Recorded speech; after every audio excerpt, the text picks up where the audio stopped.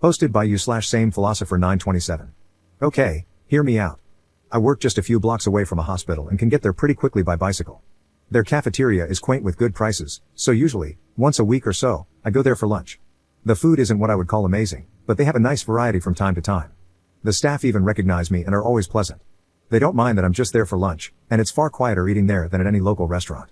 I'm on the spectrum and don't like loud noises, so the quiet lunches in this place are a godsend for me some days. Recently, my sister found out I've been eating at the hospital and went off on me about how hospital cafeterias are only supposed to be for people who are at the hospital because they need to be. I retorted that I was giving them business, and it's not like I was taking food out of the mouths of patients. Plus, I only go once a week, so what was the big deal? But she still insisted I was wrong. Then she got our parents involved, and they're siding with her. They are telling me I should only be eating at the hospital if I have an actual reason to be there. I told them they were all crazy and that it was just normal food I was paying for. But now, because neither they nor I are backing down, I'm torn. Am I the jerk for going to eat lunch in a hospital cafeteria once a week just because I work nearby? Update 18 days later. I really apologize for the length of this post, but writing down all the details took way longer than I thought. This situation was downright crazy. I never thought my sister would do something like this. Not too long ago, I, 23M, posted for advice because my parents and sister were angry at me for regularly eating in a hospital cafeteria since it's close to my work. I enjoy the peace and quiet there on the days I eat there. But this situation escalated so radically that I can't believe something so dumb actually happened. My sister did the pettiest thing she's ever done to me, and for completely undeserved reasons too. When my sister found out I was eating at the hospital cafeteria, she went off on me about how that food is just for people who are at the hospital because they need to be. We ended up in a big argument about it, during which I told her it wasn't like I was taking food from the mouths of patients. Then she went to our parents to get them on her side, as she always does, and they immediately sided with her, just like I thought they would. They backed her up, saying that the hospital cafeteria was not a place to go eating casually. We had a big argument, and they spent days hounding me, telling me I was wrong and demanding I stop. So I went to Reddit. There, I learned that not only was I not doing anything wrong, but it's actually very common for people to go eat at hospital cafeterias simply because they like it. I hoped the situation would just fade away, but a few days later, my sister called me, asking if I had stopped eating at the hospital. I said no, and then it started all over again. My parents then called me, fuming and acting like I was supposed to stop going because they said so. I reminded them that I don't live under their roof anymore and that this is exactly the kind of reason why I moved out. They take my sister's side in almost everything. They huffed and puffed about it. This time, the fight didn't stay at home. Other relatives found out because my sister tried to broaden her support. She was so dead set on enforcing her will upon me that she went looking for help from other relatives. However, our parents were the only ones on her side. My uncle personally admonished my parents and her over the phone once I told him what actually happened. He told them they were only siding with my sister because she's their favorite and called them terrible parents for ever playing favorites to begin with. Then, my cousin went to eat with me at that hospital cafeteria and said he'd like to go there once a week too, as he also works nearby and bicycles everywhere. We've already run into each other at lunch there once since then. He was actually rather pleased to find out the food was healthier than most other places. He's a bit of a picky eater, so this place is kind of like his new lunch hangout. My sister got even angrier after finding out there were other people in the family eating at the hospital now too. Once outed, my parents backed down due to embarrassment. They apologized to me and gave me some malarkey about how they honestly thought eating at a hospital was weird and felt like they just needed to defend my sister. I told them they'd been placating my sister for so long that it's all they do whenever she starts something with anyone. She's been treating me like a condescending control freak and a bully since we were teenagers, even though I'm older, and they just kept enabling that. But I won't put up with it anymore. My parents ended up conceding and apologized. Then they made my sister apologize to me too. I could tell she hated every second of it because she tried to speak through her teeth at first. Later on, my parents invited me to dinner as another form of apology. But it felt more like a show to look good to the rest of the family because they told everyone about it before it even happened. The dinner was great, I can't deny. My parents had cooked a turkey, arguably one of my favorite things to eat.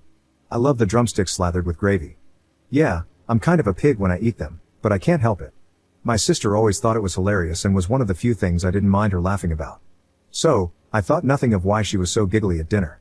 Later, after the family dinner, I noticed my bike was missing. I had parked it in the backyard out of sight, but it was just gone. I freaked out because it's my only mode of transportation. My parents panicked a bit with me, but my sister seemed the opposite. She actually looked happy and was giggling. I immediately suspected her, and she played innocent, even giving the classic "I can't believe you'd think I'd do something like that" line. I already knew she was extremely petty, but this was a whole new level for her. So I said I was going to the neighbors because I knew they had cameras, and they'd have seen what happened. Then I'd call the cops. My sister suddenly looked panicked. I got mad and said I knew it was her, demanding she give my bike back. She started crying, insisting she hadn't done anything, and our parents immediately took her side, scolding me for daring to accuse her. So I'd had enough and said I was going to the neighbors to ask to check their cameras, and then I'd be calling the police.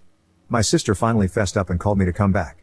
The looks on our parents' faces after they had just defended her were priceless. My sister admitted she was so angry at me for making her apologize for something she still believed she was right about, so she planned to have a couple of her friends come and grab my bike during dinner. She said her friends were in a minivan with it just down the street. She then started saying that I couldn't call the police on her anyway because I'm her big brother. Our parents backed her up on that too. But I pulled out my phone and started marching outside again. They ran after me, with my sister begging and crying for me to stop. I called her a brat and told my parents I couldn't believe they were still defending her when she was acting this way.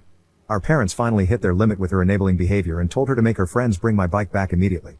She got on her phone, sniffling, and called her friends. But then she suddenly ran into her room to talk to them. I couldn't hear a thing she said through the door because it was all in whispers, and our parents looked very worried too. My sister would never have willingly admitted she had my bike stolen. She just kept sobbing that it was only a prank over and over again, repeatedly using the excuse that it's just a cheap bike anyway. I bought it used a few months ago for $50, but it's in great shape and my main mode of transportation. My sister kept looking at our parents to back her up, but this time they just couldn't. So she slumped down in a chair, hugging her knees and waiting with the rest of us. She looked increasingly freaked out the longer her friends took to bring my bike back and was repeatedly texting them. Even though my sister said her friends were just down the street, it took them roughly an hour to bring my bike back. They finally pulled up in the minivan with my bike shoved in the back, completely soaked and covered in mud, like it had just been pulled out of a wet, muddy ditch. The bike is a 700C, so it's too tall for either of them to ride.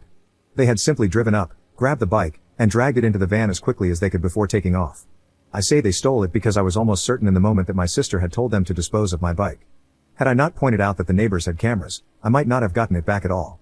When her friends finally arrived, their legs were muddy and wet nearly up to their knees. They both begged me not to report them to the police for taking the bike. I asked them, while recording, to tell me the truth and pointed out that the neighbors had cameras. I asked if my sister had told them to get rid of my bike. They broke down and admitted that yes, my sister had instructed them to take the bike and dump it in a pond a few miles away. They had to go back and retrieve it when they realized they were caught. My bike had been nearly completely submerged in muddy water. Thankfully, I didn't have many added accessories on it besides a detachable headlight and my water bottle. However, the water bottle was missing. I wasn't surprised by what my sister's friends told me, and I had them tell our parents too. They laid into my sister until she was bawling on the floor, kicking and pounding like a toddler. I hadn't seen her act that way since she actually was a toddler, and I found it mortifying that she was still like this on the inside. Then she shut herself in her room.